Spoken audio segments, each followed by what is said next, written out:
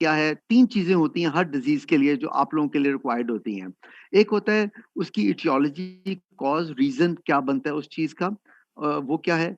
Second होता है कि उसके लीजन कैसा है, डिफरेंशियल डायग्नोसिस में उसके क्या क्या चीजें और हैं जो उसको मिमिक कर रही होती हैं, और कैसे लेना, आपने डायग्नोज कैसे करना है। Second is your diagnosis, and third is your favourite treatment.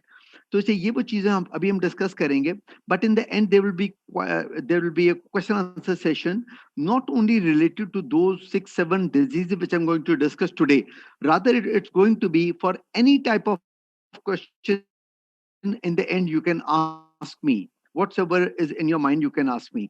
तो अभी थोड़ा सा जरा to begin with, मैं थोड़ा क्विक जाऊंगा क्योंकि काफी ज्यादा स्लाइड्स हैं। I just giving you slides, मैं बाकी बोलूंगा साथ में और स्लाइड्स होंगी, बट अभी दरमियान में आपने वो क्वेश्चन आंसर्स नहीं कर सकते। वो इन द एंड हमने ऑर्गेनाइज किया हुआ सिस्टम जिसके थ्रू आप क्वेश्चन आंसर्स करेंगे, और वो I take up all those question and then will start.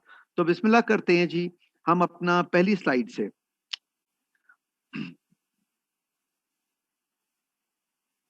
Okay, सबसे पहले जो मैं डिजीज डिस्कस करना चाहता हूँ, that is your and our favourite disease which is the bread and butter of a dermatologist, और दैट इज एक्नी, पिंपल्स, कील महासे जिसको आम जबान में कहा जाता है।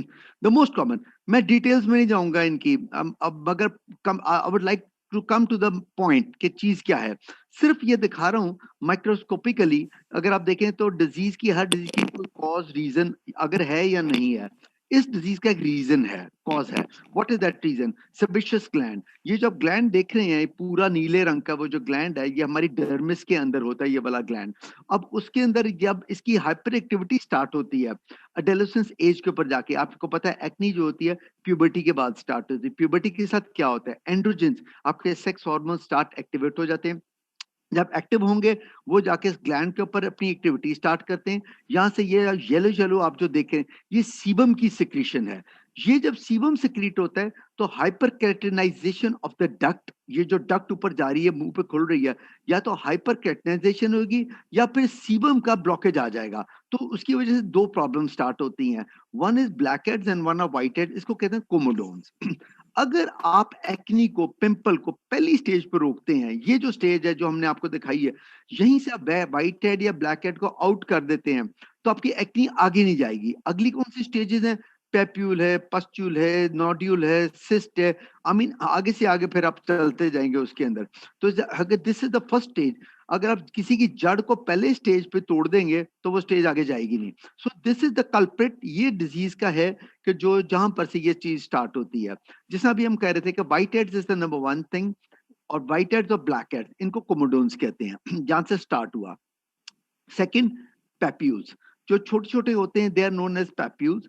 उसके बाद वही पैप्यूल जो है वो पस्ट्यूल बन जाता है, उसमें जब पस डेवलप होनी शुरू हो जाती है, नीचे एक बैक्टीरिया जमा होना शुरू हो जाता है, इसको प्रोपाइनोबैक्टीरियम एक्नी है। जो ही ऊपर डक्ट ब्लॉक होती है वो एनएरोबिक बैक्टीरिया है, वो डेवलप होगा, पस पड़ेगी। अगर आप पस को ट्रीट नहीं ठीक तरीके से करते हैं, and it goes on and on, तो व्हाट विल बिकम, वो जो पस बनती जा रही मोटा, it will become a nodule. Nodule का मतलब हार्डन होना शुरू हो जाता है, बड़ा होना शुरू हो जाता है। और अगर उसको भी ठीक नहीं करते हैं तो वहां एक सिस्ट बन जाती है, बॉल नुमा एक चीज बन जाती है, सिस्ट, जो भी आगे हम आपको पिक्स के अंदर भी दिखाएंगे। Now this is picture of a normal acne vulgaris. Acne जो है इट्स ए प्यूबर्टी, जिसे हमने आपको बताया। एक्नी की रीजंस क्या है, ये दो तीन मैं आपको बताना चाहूंगा मेजर। वैसे तो बहुत रीजंस हैं एक्नी की, बट देयर फ्यू एक्नी जिसके कॉजेज हैं, रीजंस बनते हैं। एक तो होता है प्यूबर्टी एज पे हार्मोन्स की चेंजेस से, सबसे पहला। सेकंड क्या है, जेनेटिकली एक्नी आती है। थर्ड क्या है, स्ट्रेस के अंदर। कभी आप नोट करें कि अपना बच्चों को जब एग्जाम्स वगैरह करीब होते हैं तो बहुत एक्नी होती है, पर कई बच्चों में ऑयली चीजें और मीठा ज्यादा खाने से एक्नी एक्सेसरेट होती है। ये चार पांच चीजें जो दे आर वेरी इंपॉर्टेंट, जिसकी वजह से एक्नी आती है। और जो इनहेरिटेंस में एक्नी आती है, माँ बाप को अगर एक्नी है, दोनों को अपनी उम्र में, तो बच्चों को अगली उम्र के अंदर उनकी जरूर आएगी। आगे ट्रीटमेंट पे हम बाद में जाएंगे। एक्नी कहाँ होती है? फेस। अब आप इस पिक्चर में आप देख रहे हैं फेस है, ठीक है, जिसमें आपको पस्ट्यूल्स भी हैं और छोटे छोटे, और पैप्यूल्स भी हैं। और क्योंकि आपको दूर से नजर नहीं आ रही होगी तस्वीर इतनी अच्छी, इसमें कोमोडोन्स भी हैं, यानी कि व्हाइट और ब्लैक हेड्स दोनों नजर आ रहे हैं। इसमें ज्यादा क्लियर है। अगर आप इसको देखें, white heads, black heads, papules, pustule, ये 4 चीजें आपको इसके अंदर नजर आ रही हैं, बहुत क्लियर हैं इसके अंदर। ब्लैक और व्हाइट हेड्स को आउट करना है ताकि वहां पर से फर्दर चीजें डेवलप ना हो, बाकी चीजों का ट्रीटमेंट चलता है। एक्नी कहाँ आती है? फेस पे आएगी एक्नी, जो मेजरली पार्ट्स होते हैं एक्नी के। फेस है, फ्रंट ऑफ द ट्रंक है, अबव द अपना आपकी बेस लाइन यहाँ से ऊपर, और बैक पे, शोल्डर्स पे, आपकी एल्बोस तक एक्नी जाती है, और पीछे हिप लाइन तक आपकी एक्नी जाती है। सो दिस इज द डिवीजन जहां तक आप एक्नी आपके पिंपल्स होते हैं। अगर उससे आगे है, पेट पे कोई चीज है, टांगों पे है, वो फॉलिकुलाइटिस है, फ्रंकुलोसिस है, या व्हाटएवर इट इज। एक्नी की बस ये जगह है जहां पर सबसे ज्यादा होती है, माथे पे, फोरहेड पे, नेक पे एक्नी नहीं होती क्योंकि सेबेशियस ग्लैंड यहाँ पर नहीं होते। सो एक्नी वहां आएगी जहां पर सीबम की सिक्रीशन ज्यादा, ऑयली स्किन इंसान के ज्यादा होगी।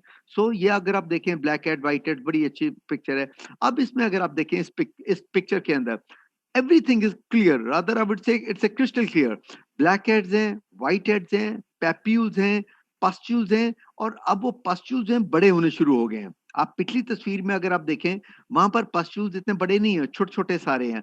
इस पिक्चर में अगर आप देखें, ये देखें, ये बढ़ना शुरू हो गए हैं, लाइक गोइंग टूवर्ड्स। अब यही पस्ट जो है, अगर आप ट्रीट नहीं करते हैं, सही ट्रीटमेंट नहीं मिल रही है, क्रॉनिक एक्नी हो गई है, महीनों महीनों से चल रही है, तो क्या बन गया ये आपके सामने? नोड्यूल्स, बड़े बड़े आबले बनने शुरू हो गए। नोड्यूल्स, हार्डन्ड, हार्डन, वही जो पस है वो इतनी ज्यादा इकट्ठी हो गई है कि उसने कॉन्फ्लूट करके वहां पर नोड्यूल बनाना शुरू कर दिया है। अब ये nodules, these are the nodules. अब आखिरी स्टेज नोड्यूल की क्या है? सिस्ट। अब सिस्ट जब होती हैं, वो अपना निशान छोड़ जाती हैं। इसमें भी आपको नोड्यूल्स हैं, पेप्यूल्स है, पस्ट्यूल्स, सिस्ट नहीं है अभी इसमें। आपको बाकी सब फीचर्स नजर आ रहे हैं इस पिक्चर के अंदर। अब अगर एक्नी सही तरीके से ट्रीट ना की जाए, ultimately this thing comes, these are the scars। once you get the scars of the acne, दुनिया में कोई ट्रीटमेंट नहीं है जो स्कार्स को ठीक कर दे। सब झूठ बोला जाता है कि स्कार्स ठीक हो जाएंगे, कोई स्कार्स ठीक नहीं होते। आप इसको बेटर कर सकते हैं, इंप्रूव कर सकते हैं विद सर्टन सर्टन आपकी ऐसी कुछ प्रोसीजर्स हैं जिनके साथ आप इनको इंप्रूव कर सकते हैं। कितनी इंप्रूवमेंट आएगी? Less than 50%। Less than 50% improvement end of the day पे। स्कार्स रहेंगे, कम हो जाएंगे, बेहतर हो जाएंगे, खत्म नहीं होंगे। कोई लेजर नहीं है दुनिया में कि जो स्कार्स को खत्म कर दे, सब गलत बात की जाती है। इसे मैंने कहा साथ में साथ ये भी बताई जाए। उसमें क्या है, अब ये देखें, मैंने आपको बताया था फ्रंट ऑफ द ट्रंक पे, upper part of the trunk पे रहती है। अब यहां अगर आप देखें तो everything is again back there, papule, pustule, nodules हैं। सिस्ट यहाँ पर आपको भी नजर नहीं आ रहे, और ये बैक पे आपकी back of the hip line तक एक्नी जाती है।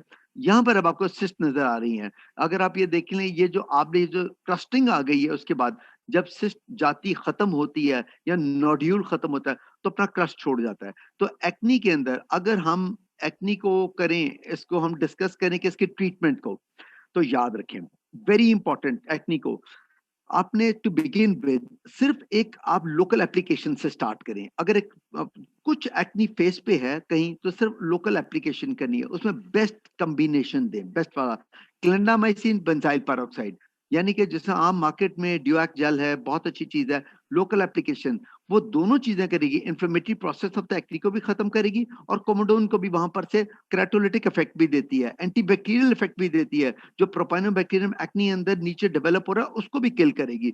अगर उससे एक्नी नहीं जाती है तो then you go for some antibiotics. वो डिफरेंट किस्म की एंटीबायोटिक्स हैं, आपको सब पता है, डॉक्सीसाइक्लिन है, माइनोसाइक्लिन है, tetracycline, so many are there, कोई आप ऐड कर सकते हैं उसमें। अगर ये चीजें कोई काम नहीं कर रही, आप हार गए हैं, सालों साल से बच्चे की एक्नी चल रही है, scarring has started over there, तो सबसे पहली चीज आप क्या करेंगे उसके लिए?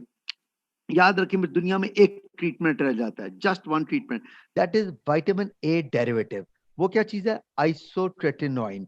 विटामिन ए डेरिवेटिव जो है, that is isotretinoin, according to the body weight दिया जाता है। ये कैप्सूल्स होते हैं, अब बड़े मार्केट में अवेलेबल है। पहले तो बहुत it was expensive, now it's quite reasonable also.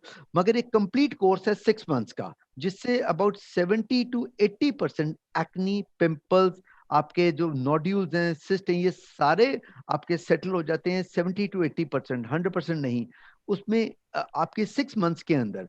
मगर आपने अब हिस्ट्री पूछनी है पेशेंट से, प्रेगनेंसी में नहीं दे सकते, टेराटोजेनिसिटी होती है इसकी, इसलिए आपने according to the weight of the patient आपने देखना है, और कुछ इसके साइड इफेक्ट्स हैं। इससे before you giving that, but it is the ultimate, इस दवाई ने करना क्या होता है, ये वाहिद एक दवाई है जिसने जाके सेबेशियस ग्लैंड जो जड़ है, root cause of the acne, इसे उसको स्क्वीज कर देना है, खत्म कर देना वहां से, एक्नी का खत्म हो जाएगी, एक्नी पिंपल्स आइंदा बनने बंद हो जाएंगे। मगर फिर भी ये 70 to 80% इसकी वर्किंग होती है with some local application. So this was all about the acne.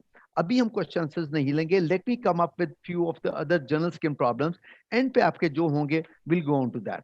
सो ये जस्ट ब्रीफली, मुझे काफी क्विक जाना है क्योंकि मुझे 7 बीमारियां, 7 डिजीजेस आपसे डिस्कस करनी है। So first was acne.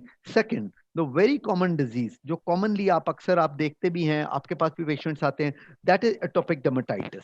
अभी एटोपिक डर्मेटाइटिस या एटोपिक एक्जिमा क्या चीज होती है? Dermatitis means some inflammation, something boiling under the skin. Dermatitis का मतलब एक्जिमा एंड dermatitis एक ही लफज है, दोनों का एक लफज है। तो समथिंग बॉइलिंग, कोई चीज नीचे बॉइल कर रही है और ऊपर आ रही है। एक्जिमास दो तरह के होते हैं, ठीक है, मैं डिटेल में नहीं जाऊंगा, पर जस्ट क्योंकि मुझे बताना है। एक्जिमा एक होता है एंडोजेनस एक्जिमा जो बॉडी के अंदर से डेवलप हो रहा होता है, एक होता है एक्सोजेनस एक्जिमा, एक्सटर्नल एक्जिमा जो बाहर से इंसान को लगता है आके। एंडोजेनस जो बॉडी के अंदर डेवलप होते हैं वो भी कोई 10 वैरायटी के एक्जिमास होते हैं जो बॉडी में से डेवलप होते हैं, जिनमें एक एक्जिमा जो आज हम डिस्कस करें दैट इज एटोपिक एक्जिमा या एटोपिक डर्मेटाइटिस। अब इसमें एटोपी में होता क्या है, याद रखें एटोपी के अंदर ये होता है कि आप अपने बच्चा माँ बाप से ये एक्जिमा लेके आया होता है। This eczema is from the parents, उनकी एलर्जिक डिजीज होती है पेरेंट्स के अंदर, पेरेंट्स में या फोर फादर्स में उनके आईजीई लेवल्स बड़े होते हैं। हम जब हिस्ट्री लेते हैं टॉपिक से, बच्चा माँ बाप बच्चे को लाते हैं, हम कहते हैं जी बच्चे को तो छोड़ दें, आप अपनी हिस्ट्री दें। अच्छा, आपको आपके हस्बैंड को या आपके फादर को, मदर को, इन लॉज में किसी को एस्थमा, हे फीवर, एलर्जीज या एक्जिमा, ये 4 चीजें आपने क्वेश्चंस पूछने हैं। यदि आपके बच्चे को तो यह है, मगर आप में किसी को एस्थमा, दमा, हे फीवर, रेनाइटिस, एलर्जीज किसी किस्म की या एक्जिमा किसी किस्म की प्रॉब्लम, वो आपको 100% हिस्ट्री देंगे कि यस हमारी फैमिली के अंदर इनमें से कोई एक प्रॉब्लम, जिनकी फैमिली में हो उनके आईजीई जो एंटीबॉडी आईजी है ये एक्टिव होती है। तो इसे वही आप आगे पास ऑन बच्चे में करते हैं और वहां पर से बच्चे में एक्जिमा स्टार्ट होता है। जो एक्जिमा स्टार्ट होता है ये 3 मंथ्स, यूजुअली 3 मंथ्स के बाद ये वाला एक्जिमा देखा जाता है। अगर हम इसको करें, यूजुअली बच्चे की पैदाइश के 3 महीने के बाद देखा जाता है, वरना एडल्ट एज में भी जाके बाद में भी देखा जा सकता है एटोपिक एक्जिमा। इसमें होता क्या है, ये जो पिक्चर आप देख रहे हैं कि नॉर्मल पीएच और डिस्टर्प्टेड पीएच ऑफ द स्किन, तो पीएच ऑफ द स्किन क्या होता है, ये पोटेंशियल हाइड्रोजन एक होता है जो स्किन का होता है 6.5 6.5 ये इस तरह का होता है। अब वो डिस्टर्ब हो जाता है एक्जिमास के अंदर। इसके क्यों डिस्टर्ब होता है, क्योंकि चंबल होगी, एक्जिमा हो गया, बॉइलिंग अंडर द स्किन होगी, एंडोजेनस बॉडी के अंदर से डेवलप होता है। आप एक नॉर्मल स्किन देखें तो कितनी हमारी ऑर्गेनाइज किस्म की, ये हमारा एपिडर्मिस है, बात है एपिडर्मिस की। अभी एबनॉर्मल स्किन देखिए डिसरप्टेड हो गई है, सारे हमारे जो कैरोटिनोसाइट्स हैं वो सब डिसरप्टेड हो गए हैं। तो क्या हो रहा है, ये आपका वाटर लॉस बढ़ेगा यहाँ पर से उधर। जब आपके all cells are united together तो वाटर लॉस ज्यादा नहीं होगा। जो ही आपका डिस्ट्रप्शन आएगी, एक्जिमा आएगा, चंबल बनेगी, आपके केराटिनोसाइट दूर हो जाएंगे तो आपका वाटर लॉस बढ़ेगा। वाटर लॉस बढ़ेगा तो क्या होगा, सबसे पहले एक्जिमा, पहली चीज क्या आएगी, आपका ड्राइनेस ऑफ द स्किन। तो ऐसे बच्चों में ड्राइनेस ऑफ द स्किन बहुत कॉमन होती है। अब बच्चों में अगर आप देखें तो ये नॉर्मल पहली स्किन है। अगर पहला स्टेज ऑफ द एक्जिमा छोटे बच्चों में अगर आप देखें एटोपिक एक्जिमा, तो फेस होता है, सबसे ज्यादा फेस के ऊपर होता है, फिर बाद में नेक पे या कहीं और चीज आता है फेस। अगर आप फर्स्ट स्टेज देखें तो लाइटर एक्जिमा होगा, देन मॉडरेट हो जाएगा, then weeping eczema, acute eczema की तरफ जाएगा। आप देखिए स्किन में क्रैक्स पड़ने शुरू हो जाते हैं, एरिथीमा आ जाएगा, वीपिंग आ जाएगी, इन्फेक्शंस बन जाएंगी उसके अंदर। तो आपको इसको पहले ही रोकना है, और पहले कैसे आप रोकेंगे वो फिर हम इसकी बताएंगे कि कौन सी स्टेज पे आपको क्या ट्रीटमेंट कौन सा करना चाहिए। अब अगर आप इस एक्जिमा को देखें, सो this is the eczema, typical, very typical case of atopic eczema. History is very important, याद रखें आपने जरूर हिस्ट्री माँ बाप से लेनी है। वो हिस्ट्री देंगे कि हाँ जी बच्चा पैदा हुआ था बिल्कुल ठीक था, और ये इसके चेहरे के ऊपर मेन ये चीज स्टार्ट हुई है और इस तरह करके खत्म नहीं हो रही है, चल रही है आगे। अच्छा, यहाँ पर अगर आपको इसको कहीं मैं कहूँ सेबोरिक डर्मेटाइटिस से, ताकि डिफरेंशियल को भी साथ साथ करते जाएं। सेबोरिक डर्मेटाइटिस वो वाहिद एक चीज है जो मिमिक करती है इसके साथ। अगर सेबोरिक डर्मेटाइटिस है तो यूजुअली वो याद रखें बच्चा पैदा होगा सर पे खुश्की के साथ, क्रैडल क्रश जिसको कहते हैं, क्रैडल कैप जिसको कहते हैं, बच्चा पैदा हो रहा है, इधर बच्चा ठीक पैदा होता है यूजुअली 3 to 4 मंथ्स के बाद जाके एक्जिमेटाइजेशन स्टार्ट होती है। उधर सेबोरिक डर्मेटाइटिस में बच्चा पैदा होता है और उसमें क्या होगा, सर में खुश्की होगी, क्रैडल क्रश बना होगा, आईब्रोज पे, आई लैशेस पे, यानी कि वो जगह होंगी। इसमें सर पे नहीं होता, your scalp is free, topic में फेस के ऊपर आता है। सो ये एक फीचर है जो आप डिफरेंशिएट दोनों को कर सकते हैं उसमें। अब जरा बंदा, जब बच्चे बड़े होते हैं, एडल्टहुड में आते हैं, तो उनकी याद रखें, बहुत कॉमन ये फोर आर्म्स पे, जो बैक फोर आर्म के फ्लैक्चर एरियाज, ये फोर आर्म का जो है ना, आप कोहनी के सामने वाला फ्लैक्चर एरियाज, जो हमारी बॉडी के फ्लैक्चर हैं उसके ऊपर ज्यादा आती है। इसी तरह नीज की बैक साइड पे भी आएगी, टांगों पे भी है, पैरों पे भी आ सकता है एक्जिमा। टिपिकल एक्जिमा आप ये देखें, लाइकेनिफिकेशन कितनी है, हार्डन स्किन, ड्राई स्किन, आपकी इची स्किन, उसमें एक्सकोरिएशंस है, रेडनेस है, फ्लेकी स्किन है। ये पैरों की फ्रंट साइड है आपके। जब एक्जिमा बढ़ जाता है, एटोपिक एक्जिमा इन एडल्ट्स, तो वो ये वाले फीचर्स देने शुरू कर देता है। ये देखें बहुत ज्यादा, it's an acute eczema, topic जो कि एक्यूट हो चुका हुआ है। It is been exacerbated on to whole of your, आप देखिए पूरी फोर आर्म्स हैं, उनके फोर आर्म्स के साथ साथ एल्बोज हैं, फ्रंट ऑफ द एल्बोज हैं, फ्लेक्सर एरिया हैंड्स पे आ रहा है। अब ये क्या बन रहा है, what it is becoming, it is becoming erythroderma. Atopic eczema, eczemas can change into erythroderma. किसको कहते हैं, एरिथ्रोडर्मा कहते हैं अगर एक्जिमा फुल बॉडी पे आ जाए, हेड टू टो, पूरी बॉडी इन्वॉल्व हो जाए विद स्केली एर्थमेटस, रेड ड्राई इची लियंस, तो उसमें होता है कि पूरी बॉडी आपकी इन्वॉल्व हो गई है और वहां पर आपको ये लियंस बन गया है, तो it is known as, it can change into erythroderma. ठीक है, जिस तरह सोराइसिस में भी हम भी आगे हम डिस्कस करेंगे। ये अब आप देखें बैक ऑफ द लेग्स पे, टिपिकल जो in adults back of the legs पे आएगा, फ्रंट पे आएगा, आपके फोर आर्म्स पे आएगा। सो वेरी टिपिकल ये आता है। और एल्डरलीज के अंदर, एडल्ट्स के अंदर around the neck, very common around the neck, around the elbows, around the eyes. ये टिपिकल आप देखें आईज के अराउंड यहाँ पर एक्जिमा बना होगा। फेस पे जब आएगा तो वहां पर अगर एक्यूट फेज में आ रहा है तो एक्सकोरिएशंस है, आप इसको नोचेंगे, वहां पर इन्फेक्शन आने के चांसेस होते हैं। या अब ये सके आम पे था, अब patient because itching, it is very itchy eczema, atopic eczema या all eczemas are very itchy. When you itch eczema, आप जब उसको स्क्रैच करते हैं तो क्या होगा, वहां एक्सकोरिएशन होगी, एक्सकोरिएशन होगा, क्या होगा, वे बनेगा, इन्फेक्शन के लिए वे बनेगा, वहां पर इन्फेक्शन आ जाएगी। सो अब आपको उस स्टेज से रुकना है कि हम इस स्टेज पे ना आ जाएं। कानों के पीछे भी आ सकता है और भी बॉडी के सर्टेन पार्ट्स के ऊपर ये आ सकता है। सो एक्जिमा वो वाली, एक्जिमा वो चीज है, एटोपिक एक्जिमा, जिसको आपको बड़ा ट्रिकी ट्रीटमेंट करना पड़ता है समटाइम्स इफ एक्जिमा। अगर तो एक्जिमा इन द बिगनिंग है तो याद रखें आपने मॉइस्चराइजर या एमोलिएंट्स के साथ उसको ठीक करना है। कैसे मॉइस्चराइजर एमोलिएंट उसको ठीक करेगा, क्योंकि ड्राइनेस आ रही है आपकी स्किन। जो पहली मेरी तो आपको मैंने पिक एक दिखाई थी, वो जो हिस्टोलॉजिकल पिक थी, जिसमें डिस्टॉर्ट हो रहा है आपका सारा स्किन, आपकी जो स्ट्रेटम कॉर्नियम है, आपका जो कैरेटिन सेल्स हैं, स्ट्रेटम स्पिनोजम है, ये डिस्टॉर्ट हो रहा है। डिस्टॉर्शन से क्या होगा, ट्रांस एपिडेमल वाटर लॉस, पानी का लॉस बढ़ेगा, वहां पर ड्राइनेस आएगी, एक्जिमा स्टार्ट हो जाएगा। आप हाइड्रेट करें स्किन को। हाइड्रेशन कैसे करते हैं, आपने एमोलिएंट्स मॉइस्चराइजर लगाने हैं। वो क्या करेगा, लिपिड लेयर बनाएगा। लिपिड लेयर पहली बनेगी तो वहां पर से वो जो टूटी हुई स्किन है हमारी, वहां पर से वो उसके ऊपर एक लेयर बन जाएगी, जिससे पानी का लॉस खत्म हो जाएगा उसके अंदर। पहली चीज ये है। अगर वहां पर से एक्जिमा अगली स्टेज में चला गया है, देन आपको अभी मॉइस्चराइजर आपको ठीक नहीं करेगा, then you have to go for an anti inflammatory. आपको करना है देन उसके ऊपर कुछ स्टीरॉयड लगाना है। स्टीरॉयड में भी याद रखें ऑइंटमेंट बेस लगानी है, जो क्रीम बेस नहीं है। You need an ointment base जिसकी ज्यादा जरा म्यूट करना है इसको, लोगों की आवाज आ रही है, लोगों की आवाज।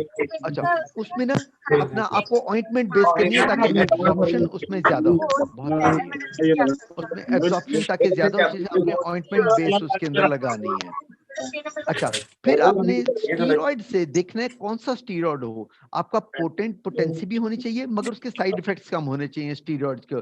समझे फ्लूटिकासोन हो जाए उसके अंदर, मिथाइलप्रेडनिसोल, कोई ऐसा हो ऑइंटमेंट बेस्ड। ठीक है, ऑइंटमेंट बेस्ड ऐसा स्टीरॉयड कि जो उसको मतलब कि वहां पर से खत्म करे एक्जिमा को। और जब एक्जिमा उससे सेटल डाउन अगर नहीं हुआ उससे, देन ओरल आपको स्टीरॉयड्स भी देने हैं। एक दफा एक्जिमा को आपको पहले सेटल करना है with steroid, with oral steroids, with ointment base, जिस किस्म का भी ऑइंटमेंट है वो आप लगाएं। जब एक बार सेटल हो गया, then you have to go for moisturizer. याद रखें, तब मॉइस्चराइजर काम करेगा जब एक्जिमा सेटल हो चुका हुआ है। Once it settle, then maintain it with some a good moisturizer और अमोलिएंट, एलोवेरा के साथ कोई हो जाए वो उसमें करेगा। सो this was about atopic eczema, जो कि Aahista Aahista gradually with the time ये सेटल डाउन हो जाता है। जब कहते हैं ये यूजुअली जाके प्यूबर्टी एज पे खत्म होता है, मगर प्यूबर्टी एज पे क्या होता है, क्योंकि वहां पर at that time your sebaceous gland start secretions, और सेक्रीशंस की वजह से आपकी ऑयलीनेस प्रोड्यूस स्टार्ट हो जाती है, तो एक्जिमा बेटर हो जाता है, तो प्यूबर्टी एज पे जाके it gets better. So this was about atopic eczema. Now we move on to our next topic. एक सेकेंड, एंड एक सेकेंड, नेक्स्ट मैं बताता हूँ। हाँ, next is our contact dermatitis. अच्छा, अब ये भी टाइप ऑफ एन एक्जिमा है, कॉन्टेक्ट डर्मेटाइटिस। अब क्या है, what is contact dermatitis? It is also type of an eczema. अभी हम बोल रहे थे, हमने पहले स्टार्ट में मैंने आपको बताया, कि जी जो एक्जिमा है ये दो तरह के होते हैं, एक एंडोजेनस, एक एक्सोजेनस। वो एंडोजेनस एक्जिमा था। Contact dermatitis is exogenous. Exogenous means जो बाहर से आपको आके लग रहा है, किसी चीज से बाहर से कोई एलर्जी आपको कॉज कर रही है। इसमें भी फर्दर कॉन्टैक्ट डर्मेटाइटिस में दो तरह के एक्जिमास होते हैं, एक होता है इरिटेंट कॉन्टैक्ट डर्मेटाइटिस, एक होता है एलर्जिक कॉन्टैक्ट डर्मेटाइटिस। पहले हमने टॉपिक किया जो कि एंडोजेनस एक्जिमा था। अब हमारे contact allergic dermatitis, contact dermatitis में, कॉन्टैक्ट में मैंने आपको बोला इट्स एन एक्सोजेनस एक्जिमा, जो बाहर से लगता है। बाहर का मतलब कि कोई चीज आपकी बॉडी को बाहर से लग रही है, that is known as external eczema, contact dermatitis. उसमें भी दो किस्म के होते हैं, एक होते हैं एलर्जिक कॉन्टैक्ट डर्मेटाइटिस, एक होते हैं आपका इरिटेंट कॉन्टैक्ट डर्मेटाइटिस। एलर्जिक जो है उसका इफेक्ट जो है वो लेट आता है, आपको माइट बी कोई 48 24 टू 48 टू 72 आवर्स भी लगते हैं एलर्जिक कॉन्टैक्ट डर्मेटाइटिस में। बट जो इरिटेंट कॉन्टैक्ट डर्मेटाइटिस है वो फौरी तौर पे कोई एसिड लग गया बॉडी के ऊपर, वहां पर आपको फौरी तौर पे एकदम एलर्जिक कॉन्टैक्ट डर्मेटाइटिस बन सकता है। आपको अगर कोई आपको इंसेक्ट ने काट लिया, इंसेक्ट ऊपर से फिर गया, कोई स्पाइडर फिर गया, एकदम आपका एक्जिमाटाइजेशन डेवलप हो जाएगी। तो वो आता है इरिटेंट कॉन्टैक्ट डर्मेटाइटिस में। Usually it is all allergic contact dermatitis, allergens होते हैं जो करते हैं। अब ये हैंड्स है, सबसे पहला हैंड, सबसे ज्यादा काम ही हाथों से होता है। अगर आप देखें तो एलर्जिक कॉन्टैक्ट डर्मेटाइटिस में कितनी चीजें हाथों के साथ आती हैं। अगर देखें, मजदूर भी जो है वो काम करेगा, हाथों से करेगा, सीमट है, रेत है, या और चीजें अगर हाथों से मिक्स कर रहे हैं तो वहाँ एलर्जिक कॉन्टैक्ट उसके डर्मेटाइटिस डेवलप हो जाएगा। घर में जो औरतें काम करती हैं, आपके लहसुन, अदरक, प्याज, डिटर्जेंट, सोप्स, या जो चीजें आपकी साबुन, सर्फ वगैरह हाथों का लगता है, वो कॉज कर सकता है। सो कोई चीज आपने, हिस्ट्री इज वेरी इंपॉर्टेंट, कि मरीज बताते हैं कि जब मैं ज्यादा काम करूं, किसी चीज में हाथ डालूं, कोई मिक्सिंग करें, तो मुझे ये चीज ज्यादा हो जाती है। अब आप वही कंडीशन देख लें, पहली पिक्चर से जो थी वो एक नॉर्मल किस्म की एक एक्जिमा था। अब this is an acute eczema. Acute आप तब कराएंगे, इट इज इनफैक्ट ये अगर आप देखें इसमें, it is a chronic on acute. Chronic eczema हो गया, हाथों को बार बार बार बार आपके एक्जिमेटाइजेशन डर्मेटाइटिस बना। और उसके अंदर क्रॉनिक के साथ क्या है, आप क्रॉनिसिटी कैसे आप करेंगे, dryness of the skin, lichenification. Lichenification किसको कहते हैं, हार्डनेस ऑफ द स्किन। आपकी जो स्टेटम कॉर्निया हार्ड हो जाती है, ऊपर देखिए आपके छिलके बने हुए हैं, हार्डनेस ऑफ द स्किन। उसके बीच में क्या है, एक्यूट एक्जिमा में आपके वहां पर फिशरिंग आ जाएगी, इन्फेक्शन आ जाएंगी, आपके इरिटेशन आ जाएगी। तो इसी this is an acute, this is acute on chronic, weeping of the eczema आ जाएगा वहां पर। इसका टोटल ट्रीटमेंट इसका डिफरेंट हो जाता है बिल्कुल इसमें अगर हम करें तो। This is also a contact dermatitis, could be due to anything, कोई एलर्जेंस हैं, कोई इरिटेंट्स हैं जिन्होंने कॉज किया और बढ़ा दिया।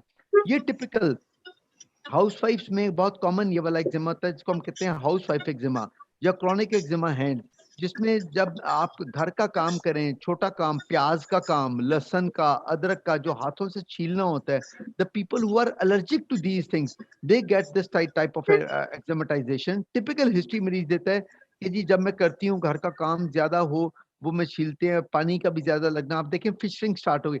एक्जिमा का याद रखें, एक्जिमा ने स्टेज बाय स्टेज बढ़ते जाना है। अगर आपको पहली स्टेज पे एक्जिमा को ट्रीट नहीं करते हैं तो इसलिए हर स्टेज पे एक्जिमा ने आगे निकलते जाना है। अब ये टिपिकल कॉन्टैक्ट डर्मेटाइटिस, ये उंगली है, पेशेंट की फिंगर है, और किस चीज से हुआ? रिंग से हुआ, निकल, जो उसके इर्द गिर्द उसने कोई पहना हुआ, निकल पहना हुआ है, कोई चीज ऐसी आर्टिफिशियल रिंग पहनी हुई है, वो कॉज करेगी। जो प्योर है वो बहुत कम कॉज करता है। अब प्योर मुराद के जो गोल्ड है, अगर 24 कैरेट गोल्ड को पहनते हैं, उसमें क्योंकि मिलावट नहीं होती, तो वो यूजुअली इरिटेशन नहीं देता। आप देखें बच्चियां अपने नोज पेन या कान छिदवाती हैं तो वो तिनका डालती हैं, कभी तिनका तंग नहीं करता। जिस दिन वो कान में अपना दूसरा ऑर्नामेंट डालती है, फौरन अगले दिन एक्जिमा स्टार्ट हो जाता है। तो मतलब क्या हुआ कि एक्जिमा जो होता है ये मिक्सिंग के साथ जो चीजें आती हैं उनके साथ फर्दर बढ़ जाता है। अब ये हाथ के ऊपर अगर आप देखें, जो घड़ी, वैसे तो वो हैंड पे दिखा रहे हैं, ये जो हैंड एक्जिमा वो आपको दिखा रहे हैं, it could be due to so many things. Polymorphic light eruption, धूप की वजह से, आपकी जब सन रेज पड़ती हैं एक्सपोज्ड एरियाज के ऊपर, वहां पर जिनको चांसेस हैं एक्जिमा बनने के, उनके इस तरह की ये लीजन्स बनने, पैप्यूल्स बनने शुरू हो जाते हैं, एरिथमेटिस स्किन बनेगी। फिर आप घड़ी देख रहे हैं, जिन लोगों को अक्सर कहते हैं कि जी हमें घड़ी के स्ट्रैप से, क्योंकि लेदर है, गर्मियों के अंदर जो लेदर है, घड़ी का स्ट्रैप है, जिसको एक्जिमेटाइजेशन देगा, वहां पर हीट से क्या होगा कि वहां पर से आपकी जो टाइट्रेशन हुई हुई है इस लेदर के अंदर, वो जाके स्किन पे लगेगी और वहां पर इरिटेशन कॉज करेगी। अब दिस एक्जिमा इज, ये अब अगर आप एक्जिमा देखें, दिस इज आपके पाँव पे है। अब ये वाला एक्जिमा जो पाँव वाला है, ये यूजुअली आता है आपका कॉन्टैक्ट डर्मेटाइटिस शू, जो ज्यादातर हम देखते हैं औरतों के अंदर। जो औरतें जूते पहनती हैं, यूजुअली मर्द जूता पहनते हैं सॉक्स के साथ, औरत नहीं पहनती। औरत घर में सैंडल अपने जो उन्होंने पहनी होती हैं जूते, उनके विदाउट सॉक्स होती हैं। तो गर्मियों में भी, सर्दियों में कम, गर्मियों में ज्यादा हिस्ट्री होती है। टिपिकल दोनों तरफ आएगा, एक तरफ नहीं आएगा, याद रखें। एक्जिमादार और इस तरह का एक्जिमा तो यूजुअली बायलैटरल सिमेट्रिकल एक्जिमा आता है, और दोनों पैरों पे होगा। टिपिकल जहां जूते का ऊपर का फ्लैप आ रहा है वहां पर आ रहा है। फिर वो मरीज, उसको जब एक्जिमा डेवलप हो जाता है, उसको नोचता है, खारिज करता है, तो वहां ये देखें एक्सकोरिएशन आई हैं। एक्सकोरिएशन बनेगी, आपने छील दिया, नोच दिया, इन्फेक्शन, उसके साथ साथ यहाँ पर इन्फेक्शन भी बन रही है, तो इससे आगे बढ़ता जा रहा है एक्जिमा। तो आपको मरीज को रोकना है कि आपने जो जूता पहनना है, आपने सॉक्स के साथ पहनना है। आपने डायरेक्ट जूता नहीं पहनना कि जो इसके ऊपर इरिटेट करे स्किन को, वरना वो ठीक नहीं होगा, खसूसन गर्मियों के अंदर। अब ये कॉन्टैक्ट डर्मेटाइटिस है जो आंखों के अराउंड, मरीज आपको हिस्ट्री देगा कि जी मैंने आई ड्रॉप्स डालने शुरू किए हैं, जो कि ट्रिकल बाहर भी मेरे करते हैं, या आंखों के अराउंड एक दवाई लगानी शुरू की है जो मुझे कोई प्रॉब्लम थी, उसमें आपको शॉर्ट हिस्ट्री होगी। तो this is an peri eczema जो आंखों के अराउंड आता है ड्यू टू मेडिकेशन। अब ये एक एक्जिमा है जो कि नेक लाइन पे आया है, वेरी टिपिकल ये वाला एक्जिमा का पहले भी हम डिस्कस कर रहे थे। Polymorphic light eruption, polymorphic mean sunlight से, it is due to sunlight, solar sunlight, धूप की वजह से। जिन लोगों में eczematization sensitivity of the skin है, उनमें हमेशा आएगा जब धूप में जाएंगे, वी ऑफ द नेक पे, बैक ऑफ द हैंड्स पे, फेस के ऊपर। और याद रखिए नेक उनका बचा, उनका जो होगा ना नेक बचा हुआ है, बी ऑफ द चेस्ट पे एग्जिमा है, क्योंकि नेक पे आप देखें धूप नहीं पड़ती, नेक कवर कर जाता है आपका चिन से, फेस से। तो इससे जहां जहां धूप पड़ेगी, मरीज हिस्ट्री देगा कि जी हाँ मेरे यहाँ यहाँ आता है, बाकी जो कपड़ों से कवर्ड जगह है वहां पर एग्जिमा नहीं आता। सो this is again A contact. ये एग्जिमा कौन सा है? मरीज रात को सोया बिल्कुल ठीक, सुबह उठा तो ये वाला एक्जिमा बना हुआ था। अब ये कौन सा एक्जिमा है? This is allergy irritant contact dermatitis, यानी कि कोई कीड़ा फिर गया। आप देखें वो टिपिकल जिस तरह कीड़ा फिर के एक लाइन है, उधर जख्म बने हुए हैं, वहां पर बना हुआ है, वो कीड़ा फिर गया उधर से। So this is an irritant contact dermatitis due to कि कोई इस तरह की चीज फिर गई है, कीड़ा फिर गया जिसने जख्म डाल दिया। अब ये जब इरिटेंट के साथ क्या होता है, कभी कभार इरिटेंट चला जाता है तो वहां ब्लिस्टरिंग आ जाती है, उसमें बहुत सीवियर किस्म का, इट इज कॉन्टैक्ट सीवियर है, बहुत सीवियर किस्म का इरिटेंट कॉन्टैक्ट डर्मेटाइटिस है। ब्लिस्टर्स बनेंगे, झुर्री बनेगी, कभी भी और झुर्री को आपने फाड़ना नहीं है, नेवर। ये let it settle down by its own, वरना अगर आप किसी चीज से फाड़ेंगे तो क्या होगा कि वो दोबारा वहां पर से डेवलप होने शुरू, वहां पर इन्फेक्शन आनी शुरू हो जाएगी। कॉन्टैक्ट डर्मेटाइटिस ड्यू टू, ये किस चीज से कॉन्टैक्ट है? 3-4 चीजों से। एक तो कुड बी ड्यू टू जो स्प्रेज होते हैं, बॉडी स्प्रेज, अगर वो लगा रहे हैं उससे हो रहा है। फीमेल्स के अंदर अगर वो के हेयर मूविंग क्रीम यूज कर रही हैं उससे होता है। मेल्स के अंदर अगर ब्लेड्स वगैरह यूज कर रहे हैं उससे होता है। फिर कोई नई वेस्ट पहन ली किसी शख्स ने, नई कमीज पहनी, नीचे बनियान नहीं पहन ली, उससे हो जाता इरिटेशन के साथ। गर्मियों में ज्यादा कॉमन ये चीज देखी जाती है। अब एक्जिमास के अंदर ट्रीटमेंट्स के अंदर क्या है, एक्जिमा एक दफा डेवलप हो जाए, पहले तो हिस्ट्री इज वेरी इंपॉर्टेंट कि what type of an eczema is it. उससे आपको हिस्ट्री से लेना है कि अगर कॉन्टैक्ट एक्जिमा है, एक्सटर्नल एक्जिमा है, तो सबसे पहले पेशेंट को कहें कि अवॉइड द कॉन्टैक्ट। कि क्या मतलब, आप हाथ अपने अवॉइड करें, काम करना है ग्लव्स पहन के करें, अगर आपने काम करना है सीमेंट का काम करना है ग्लव्स पहन के करें, घरेलू काम करना है प्लास्टिक के ग्लव्स पहने, जूते का एक्जिमा हो रहा है तो आप वहां पर आप उसको ऊपर सॉक्स पहने, आप उसमें धूप के साथ हो रहा है सन ब्लॉक लगाएं या कपड़े से कवर करें। तो इससे आपको जो एक्सटर्नल एक्जिमाज हैं वो तो उससे, अब मगर एक्जिमा को ठीक भी करना है, ठीक करने के लिए क्या है, स्टीरॉइड्स। अब स्टीरॉइड्स कौन से हैं, फेस पे लगाना है तो माइल्ड स्टीरॉइड, बॉडी पे लगाना है तो स्ट्रॉन्ग स्टीरॉइड, पोटेंट पे भी जा सकते हैं या वेरी पोटेंट पे भी जा सकते हैं। वो according to the condition, according to the eczema, उसके मुताबिक आप चलेंगे। ओरल स्टीरॉइड्स भी देने पड़ जाते हैं कभी कभार, एंटी हिस्टामीन्स, क्योंकि इट्स एलर्जी, बहुत इसमें एलर्जी होती है, खारिश होती है, नोचता है इंसान, तो एंटी हिस्टामीन जो टॉपिक पे भी आप देते हैं। तीन चीजें हैं जो एंटी एलर्जीज दें, एंटी हिस्टामीन्स दें किसी भी किस्म की, वो बहुत डिफरेंट वैरायटीज हैं। उसके साथ according to the patient condition, उसके साथ आपने स्टीरॉयड लगाना है according to the condition, age of the patient, face पे है बच्चे पे है, वो आपने कौन सा लगाना है। और थर्ड आता है आपका, अगर आपको बहुत ज्यादा तो ओरल स्टीरॉयड देने हैं, और अगर इन्फेक्शन हो गई है तो मिक्स्ड उसके अंदर आप दें। जिस तरह अगर आप कहें फ्लूटिकोसोन के साथ, अब आपका अगर मतलब कि बैक्टोवैन का कम्बिनेशन भी है, खाली है तो बैक्टोवैन लगाएं, वरना कम्बिनेशन के साथ लगाएं, तो वो बड़ा अच्छा, क्यूटिवेट एम बहुत अच्छा इसके अंदर इफेक्ट देती है, ताकि दोनों चीजें कवर हो जाती हैं। Now we come to again, ये भी एक बहुत कॉमन डिजीज है, मोस्टली फंगल इन्फेक्शन, ये ज्यादातर देखी जाती है गर्मियों में, सर्दियों में अब कम हो जाएगा। गर्मी में क्यों क्यों गर्मी में देखा जाता है, हर चीज की वजह होती है। फंगस कहाँ से आती है, fungal is a micro organism, एक जरासीम होता है जिसको डर्मेटोफाइट कहते हैं, टीनिया कहते हैं। इसलिए सर से लेके पांव तक ये कुछ 10 किस्म की फंगस होती हैं, हर एक का अलग अलग नाम है, सर से पांव तक, वो अभी हम डिस्कस करेंगे, नाम अलग अलग है इनके। मगर और मुख्तलिफ जरासीम कार्य होते डर्मेटोफाइट्स हैं, टीनियाज हैं, मुख्तलिफ किस्म के टीनियाज हैं जो कॉज कर रहे होते हैं। कब होता है, गर्मी में, हबस में, वो वाला मौसम जिसके अंदर ये टीनिया या जरासीम फलता फूलता है। इसको टेम्परेचर वो वाला चाहिए होता है जिसके अंदर हॉट ह्यूमिड कंडीशंस, क्लाइमेट चाहिए होता है, इसलिए सर्दियों में कम होता है, गर्मियों में ज्यादा होता है। अब अगर आप जनरली लें तो टीनिया किस तरह का होता है, फंगस जनरली देखा जाए तो रिंग, आप कहेंगे रिंग होता है, इसलिए इसको क्यों कहते हैं रिंग वर्म, एक रिंग की सूरत में होता है, ठीक है ना। चाहे डिस्टॉर्टेड रिंग हो या प्योर रिंग हो, किसी भी किस्म का रिंग हो सकता है, और उसकी सेंटर क्लियरिंग होगी, याद रखें।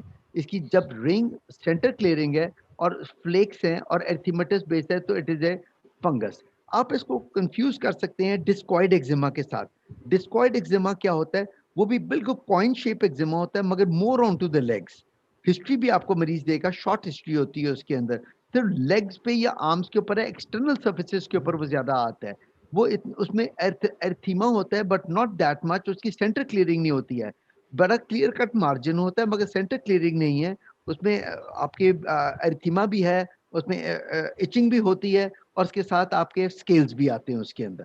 सो ये टिपिकल एक आपका टीनिया कॉर्पोरेस है, जिसपे टिपिकली ये आप देखें, जब एक लियन हो तो वो इस तरह का नजर आता है, एंड जब ज्यादा लियन दे कन्फ्लूट, दे मिक्स टुगेदर, और पूरी आपके चेस्ट पे, फ्रंट पे, ट्रंक पे, लिम्स पे, कहीं भी पूरी जगह पे आपको आता है। जब ये roundish lesion, centre clearing, margin red, erythematous base, itchy, flaky, तो ये टिपिकल ऑफ एन एक्जिमा, जिसको हम ये आप अब आप देखें फ्रंट पे, बैक पे, कहीं पर भी बॉडी पे, it can come anywhere, so this is tinea कॉर्पोरस।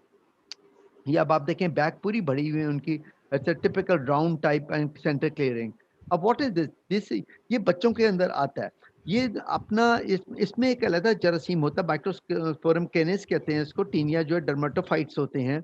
अब ये जो डर्मेटोफाइट है, जो टीनिया है, ये बच्चों के अंदर बहुत कॉमन है, टीनिया टॉन्सरेंस इसको कहते हैं, ये बच्चों में भी बहुत कॉमन आता है। इसके अंदर आपके हेयर फॉल आता है। अब आप देखें इसको कैसे आपने डिफ्रेंशिएट करना है एलोपेशिया के साथ, एलोपेशिया एरिएटा से कैसे डिफरेंशिएट करेंगे। इसमें जब आप फंगस देखेंगे, टिपिकल एक राउंड होगा जो कि एलोपेशिया में भी राउंड होता है, मगर एलोपेशिया में बिल्कुल हेयर नहीं होते, हेयर की रूट्स भी नहीं होती हैं वहां पर, कुछ नहीं होता बिल्कुल। इसमें आपको ब्रोकन हेयर नजर आएंगे, याद रखें। ब्रोकन हेयर और सॉफ्ट हेयर होंगे, आपको हाथ से खींचेंगे तो हेयर आपके हाथ में आ जाएगा, जो कि थोड़े बहुत हेयर्स होंगे बीच में। देन स्केली होगा, याद रखें, इची, स्केली, ब्रोकन हेयर, और you can pull out hair with your hand. So this is a typical type of an आपका फंगस है जो बच्चों के अंदर कॉमन होती है और स्कैल्प में आती है। तो इसमें ये होता है बाल सारे वापस आ जाते हैं, आप इसके फंगल का इन्फेक्शन का ट्रीटमेंट करते हैं, दे ऑल कम बैक। अब आपने अगर वो ट्रीटमेंट नहीं किया उसका, और अगर वो बढ़ता गया आपका, आपने नोचा, खराब किया, तो वहां पर क्या होगा, इन्फेक्शन आ जाएगी, उसी टीम में इन्फेक्शन आ गई। अब इन्फेक्शन इतनी बढ़ जाती है बच्चों के अंदर, इट बिकम बॉगी, बड़ी बॉगी स्वेलिंग बन जाती है। तो देन देयर इज इन्फेक्शन। अब आपने फंगल के साथ साथ एंटीबायोटिक्स देनी है, हैवी किस्म की एंटीबायोटिक्स, बिकॉज क्यों है, वहां पर इतना आपके पस डेवलप हो जाती है, एब्सेसिस बन जाते हैं उसके अंदर। So then you have to give antibiotic with antifungal oral with local application of antibiotic and antifungal, उससे जाके वो क्लियर होता है। मगर अगर तो बैक्टीरिया बहुत ज्यादा आपको इन्वेड कर गया है, उसने एब्सेसिस बना दी, कॉलोनीज बना दी हैं, तो याद रखें यहाँ पर स्कारिंग आ जाएगी, बाल वहां पर नहीं आएंगे। वरना यूजली फंगस के बाद बाल आते हैं, but if once it become scarred then वहां पर बाल नहीं आएंगे कभी। एक दफा स्कारिंग एलोपेशिया आ गया, सिकाट्रिशल बन गया, वहां पर कभी दोबारा बाल नहीं आते। टीनिया फेशियाए, तो वो था अपना टीनिया कैपिटस था सर का, ये टीनिया पहला टीनिया कॉर्पोरस, वो सर में टीनिया कैपिटस, अब फेस पे आए टीनिया फेशियाए। फेशिया ये भी वही है, टीनिया डर्मेटोफिटिक इन्फेक्शन, आप देखें राउंड टिपिकल मरीज हिस्ट्री देगा, एक side, it is not on both the side, एक साइड पे एक्जिमा होगा तो usually on both the sides eczema आता है, बायलैटरल सिमेट्रिकल्स होते हैं उसके अंदर। Tinea on one side, ring बनेंगे, सेंटर क्लियरिंग होगा, टीनिया बारबी भी कहते हैं, टीनिया फिशल भी कहते हैं। अब देखिए इसमें अगर इन्फेक्शन आनी शुरू हो गई है तो अब आपको उसके साथ एंटीबायोटिक भी देनी पड़ेगी। सो टिपिकल रिंग बनता है एक साइड, यूजुअली याद रखें मरीज देगा हिस्ट्री की, मुझे एक साइड पे छोटा लियन था, गोल गोल था, बढ़ता गया आहिस्ता आहिस्ता, इसने पूरा मेरा चेहरा कवर कर लिया, बिल्कुल एक रिंग नजर आएगा। तो याद रखें स्टीरॉयड लगाएंगे तो बढ़ जाएगा, क्या बन जाएगा उसके बाद, टीनिया इनकॉग्निटो, वो बढ़ जाएगा। सो प्लीज अवॉइड स्टीरॉइड, इसके अंदर प्योर आपको एंटी फंगल्स ओरल्स और लोकल एप्लीकेशंस देनी है। अब ये this fungus, this is a very common fungus, इसको कहते हैं टीनिया वर्सिकलर, ये पिछले दिनों बहुत कॉमन था। ये एक मोनीलियल इन्फेक्शन है। अच्छा, अब हम हट रहे हैं, एक मैंने आपको बताया कि जो जितनी फंगल इन्फेक्शंस हैं ये डर्मेटोफिटिक होती हैं, उसके साथ साथ दूसरी चीज जो फंगस के अंदर आती है दैट इज कैंडिडल या मोनीलियल, ये दो चीजें हैं। तो इसका जो एक जरासीम होता है वो अलग जरासीम है, मलासेजिया इसको कहते हैं। ये वो डिजीज है कि जो बहुत कॉमन आप देखे जाती है गर्मियों के अंदर पूरी फेस पे, आप इसको अक्सर कहेंगे पिटासिस एल्बा, डिफरेंशियल कर दूं इसके अंदर, जिसको आम कैल्शियम के स्पॉट्स कहते हैं लोग चेहरे पे, वो पिटाइसिस एल्बा है, वो ज्यादा देखा जाता है एटोपिक बच्चों के अंदर, जिसमें वाइट पैचेस चेहरे के ऊपर पड़े होते हैं, मगर वो टिपिकल उसकी और किस्म की प्रेजेंटेशन होती है। जो जो आपको ये जो मैं फंगस दिखा रहा हूँ टीनिया वर्सिकलर, ये फेस पे भी आ सकता है, यूजुअली नहीं, मगर फेस तक अगर बढ़ जाए तो फेस पे भी आ सकता है। वरना ये देखें टिपिकल ऑफ इट, ये बॉडी की अपर लेयर पे होता है, स्ट्रिटम कॉर्नियम में, ये मेलासेजिया जो आपको मनीलियल इन्फेक्शन दे रहे हैं बॉडी की अपर लेयर पे आती है, और ये ऊपर पूरी chest, back of the chest, front of the chest, face पे, पूरे पे ये मेलासेजिया जाके इन्फेक्ट कर सकता है, और ये वाला फंगल इन्फेक्शन कॉज कर सकता है। और यही मेलासेजिया आपको हेयर में भी जा सकता है, वहां पर सेबोरिक डर्मेटाइटिस कॉज कर सकता है। इसलिए यूजुअली इसके अंदर जब ट्रीटमेंट्स देते हैं तो कहते हैं कीटोकोनाजोल शैम्पू भी आप इसके अंदर इस्तेमाल करें, ताकि वो जो एंटी फंगल एज ए वो काम करता है उसके अंदर, नहाने के लिए भी दिया जाता है, शैम्पू के लिए भी दिया जाता है। तो टिपिकल ये देखें, इसमें कोई लियंस इस तरह के नहीं होते, अपना they are not plaque, they are macular lesions अब होते इतना हैं मेरा जो कि मोबाइल नहीं उनके साथ होते निकालना, हैं। बीच में डिस्टॉर्शन आ रही है। नहीं निकालना, जीरो है वो। अच्छा, अब अगर आप ये देखें, अब हम फेस से हटे, हमने पहला टीनिया कैपिटस कहा, फिर टीनिया कॉर्पोरस कहा, टीनिया फेशियाई कहा, हो गया। और अब हम आ रहे हैं टीनिया रूब्रम, या जो पाम्स के अंदर आता है, टीनिया हैंड्स के अंदर आता है। अब आप देखिए यूजुअली क्या होता है, एक्जिमास होते हैं बायलैटरल सिमेट्रिकल, अब ये एक्जिमा नहीं है टिपिकल, पहले आ गया क्रीज, ये हैंड्स के ऊपर आता है, और एक कभी दोनों हैंड्स भी इन्वॉल्व हो सकते हैं, but usually on one hand होता है। और देखिए क्रीजेस, पाउडरी टाइप ऑफ ये फंगल होती है, जिसमें हैंड की क्रीजेस भर जाती हैं इसमें, अगर आप देखें ये क्रीजेस के अंदर चला जाता है, आपकी फिंगर्स की क्रीजेस, हैंड्स की पाम्स की क्रीजेस, और ये छोटे छोटे फ्लेक्स बनते हैं इसके, जो कि क्रीजेस को पकड़ लेते हैं। सो this is typical type of, आपकी हिस्ट्री बताती है, पेशेंट की एग्जामिनेशन बताती है कि हाँ भाई दोनों साइड्स के ऊपर नहीं है, एक है, और जब क्रीजेस के अंदर जाएगा तो दिस इज टीनिया रूब्रम, जो कि हैंड्स को इन्वॉल्व करता है। ये चल नहीं रहा आगे। अच्छा, नेक्स्ट अब मैं आपको बताता हूँ, ये अब आ गया। अब हैंड से हम आगे चलें तो ये कौन सा टीनिया, वेरी कॉमन, जो कि आपका आपका चलेगा आगे, गर्मियां जो गुजर गई हैं इनमें था, दिस इज टीनिया क्रूरिस। अब टीनिया क्रूरिस वो है, आप लोगों को भी पता है, जिसको धोबी भी कहते हैं। टीनिया क्योंकि फंगल इन्फेक्शन है, फंगल इन्फेक्शन लगने वाली होती है, एक से दूसरे को लग सकती है, जरासीम की वजह से है, माइक्रो ऑर्गेनिज्म की वजह से है, जिसके अंदर आप ह्यूमन टू ह्यूमन जाता है, सॉइल टू सॉइल से जाता है, पेट्स के साथ जाता है, एनिमल्स के साथ जाता है, कपड़ों के साथ जाता है। तो ये वो फंगस है कि जो एक से दूसरे को लगती है फ्रॉम ह्यूमन या क्लोथ्स के साथ। तो इस चीज को धोबीजिच कहते हैं कि वहां पर से जो अंडरवेयर वगैरह या अंडर गारमेंट्स जब पहने जाते हैं तो वहां एक से दूसरे को भी या fungal infection by this micro organism ये ट्रेवल कर सकती है। सो ये टिपिकल ग्रोइन का एरिया है जहां पर टिपिकल आपका ये रैश बनता है, आपको नजर आता है इसमें, और ये आपका एक इन्फेक्शन आ जाती है टीनिया की, टीनिया क्रूरिस। अब ये था। अब अगली जो आपकी स्टेज आती है, दिस ओनिकोमैकोसिस, टीनिया अंगवम, जो नेल्स को इन्वॉल्व करती है। सो इसमें एक नेल भी इन्वॉल्व हो सकता है, 20 नेल्स भी इन्वॉल्व हो सकते हैं। टिपिकल उसमें नेल में आपको नजर क्या आएगा, आपको थोड़ा सा ब्रोकन नजर आएगा, और सबसे important hyper keratosis under the nail bed. Nail bed में आप ये देखें, इस पे अगर आप दोनों पिक्चर्स में देखें, आपके 3-4 किस्म की पिक्चर्स आती हैं, एक किस्म की नहीं आती है। उसमें या तो आपको नेल के बेड के नीचे एक व्हाइट आपको एक एलिमेंट नजर आएगा, ब्रोकन नेल नजर आ सकता है, येलोइश कलर का नेल को हो सकता है, आपका डिस्टॉर्टेड किस्म का नेल हो सकता है, नीचे इरोडेड नेल हो सकता है, उसके अंदर आपको फंगल पैचेस नजर आ सकते हैं। So these are very typical. जो सबसे टिपिकल होता है उसके अंदर, नेल्स के अंदर, वो होता है हाइपरकेरेटोसिस, पूरी थिकन नेल, जो नेल बेड है ये थिक हो जाता है, और इसका ट्रीटमेंट 3 मंथ्स का होता है। जौन सी भी आपने मेडिसिन देनी है, वो भी एंड पे मैं आपको बताऊंगा मेडिसिन कौन सी इनकी होती है। वो 3 मंथ्स का ट्रीटमेंट चलता है इसके अंदर, ओरल एंड ऑल्सो लोकल। फिर वेरी कॉमन, जो आगे भी चलता रहता है, सारा साल चलता है सबसे ज्यादा, दैट इज टीना पेडिस। अब जो टीना पेडिस है, अब आप देखें ये जिसको आम जुबान में एथलीट फुट भी कहा जाता है, सबसे कॉमन, गर्मी सर्दी ये सब वक्त रहता है, क्योंकि आपने जूते पहने रखने हैं, जॉगिंग करनी है, एक्सरसाइज करनी है, गेम्स खेलनी है, सो पसीना, हबस, गर्मी उसके साथ ये डेवलप होता है। अब जो अपना टीना पेडिस है, इसका भी ये है कि आपको सबसे इंपॉर्टेंट क्या चीज है इसके अंदर, अपने पैरों को ड्राई रखें। जब आपने नहा के निकलना है, dry them with some towel, with some tissue, किसी चीज से फौरी तौर पे उंगलियों को, जो छोटी उंगली है सबसे, उसको ड्राई करें, बड़ी उंगलियों को सबको ड्राई करें, ताकि मॉइस्चर ना रहे। मॉइस्चर रहेगा तो वहां पर फंगस डेवलप होनी शुरू हो जाएगी।